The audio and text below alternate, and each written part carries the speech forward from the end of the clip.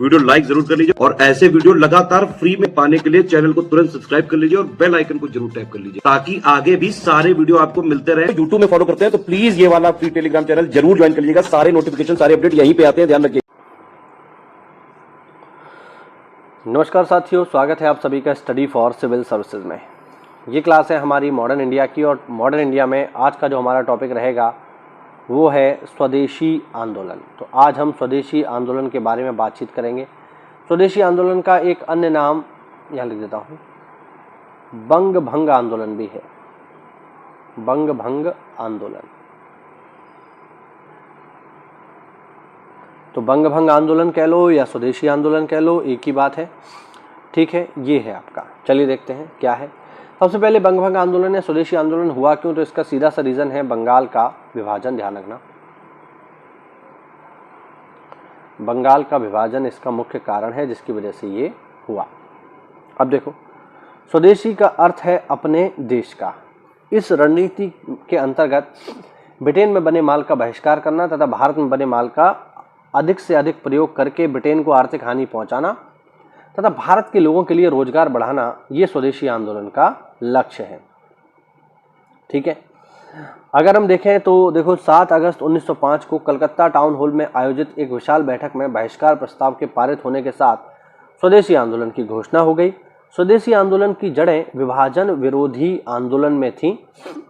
विभाजन किसका? बंगाल का, जो लॉर्ड कर्जन के बंगाल प्रांत को विभाजित करने के फैसले का विरोध करने के लिए शुरू किया गया था, क्योंकि लॉर्ड कर्जन ने बंगाल का विभाजन कर दिया था। अच्छा, बंगाल का विभाजन क्यों हुआ ये भी समझ लो। तो बंगाल का विभाजन साथियों इसलिए हुआ क्योंकि बंगाल जो है राष्ट्रवादियों की भूमि थी।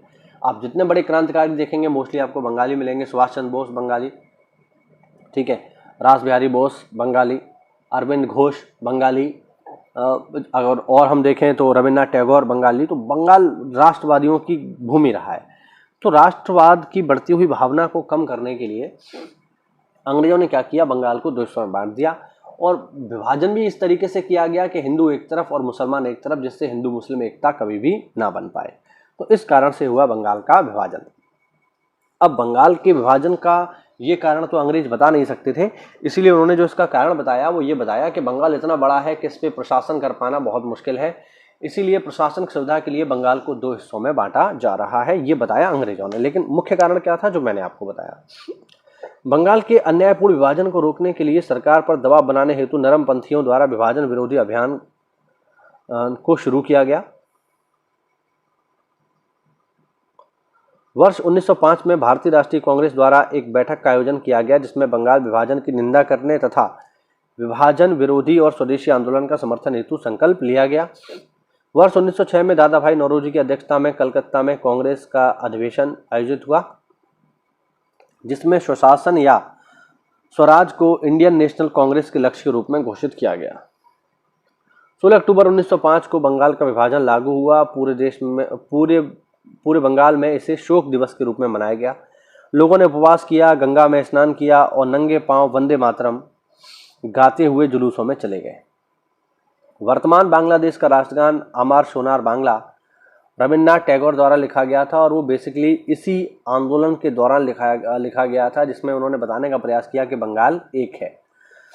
तो अमार सोनार बांग्ला जो सड़कों पर मार्च करने वाली भीड़ द्वारा गाया गया था, बंगाल के 2 हिस्सों की एकता के प्रतीक के रूप में जो है आगे आया। और इसी समय में रविन्द्रनाथ टैगोर ने राखी दिवस भी मनाया। ध्यान रखना, लोगों ने एक दूसरे के हाथों पर राखी बांधी और रविन्द्रनाथ टैगोर ने इसे राखी दिवस के रूप में मनाया। ये पेपर पूछा जाता है कि राखी दिवस किसने मनाया। वर्ष 1905 से 1908 तक बंगाल के स्वदेशी आंदोलन पर चरमपंथियों का प्रमुख प्रभाव रहा। इसे जुनूनी राष्ट्रवादियों के युग के रूप में जाना जाता है। लाला लाजपत राय, बाल गंगाधर तिलक और बिपिन चंद्र पाल इस कट्टरपंथी समूह के प्रमुख नेता थे। इन्हें लाल बाल पाल के नाम से जाना जाता है। स्वदेशी आंदोलन के परिणाम स्वरूप 1905 से 1908 के दौरान विदेशी आयात में उल्लेखनीय गिरावट देखी गई। बिल्कुल सही बात है। वर्ष 1908 तक सरकार की हिंसक कार्रवाइयों द्वारा स्वदेशी आंदोलन के एक चरण को लगभग समाप्त कर दिया गया। 1911 में लॉर्ड हार्डिंग द्वारा बंगाल विभाजन को मुख्य रूप से क्रांतिकारी आतंकवाद पर अंकुश लगाने हेतु रद्द कर दिया गया। ये भी आपको ध्यान रखना है। बंगाल विभाजन कब हुआ है? 16 अक्टूबर 1905 को, और समाप्त कब हो गया? 1911 को। स्वदेशी आंदोलन में पहली बार महिलाओं ने पूर्ण रूप से जो है भाग लिया और बड़े पैमाने पे प्रदर्शन किया। धन जुटाने के लिए पहली स्वदेशी डकैती या लूटकांड 1906 में रंगपुर में की गई, और कलकत्ता के मनिक तल्ला में एक बम बनाने की इकाई भी स्थापित की गई। तो ये हमने जानकारी ली थोड़ी सी स्वदेशी आंदोलन के बारे में। अब इससे जुड़ी जो प्रमुख बातें हैं उनकी हम चर्चा करेंगे अगली क्लास में। उम्मीद करता हूँ ये छोटा सा वीडियो आपको पसंद आया होगा, और अगर आप चैनल पर नए हैं तो चैनल को सब्सक्राइब करिए, और अगर आप तैयारी कर रहे हैं किसी भी एग्ज़ाम की, चाहे PCS की, BEO की या RO की, तो दिए गए नंबर्स पे कॉल करके आप हमसे जुड़ सकते हैं। मिलते हैं अगली क्लास में, तब तक के लिए जय हिंद, जय भारत, वंदे मातरम।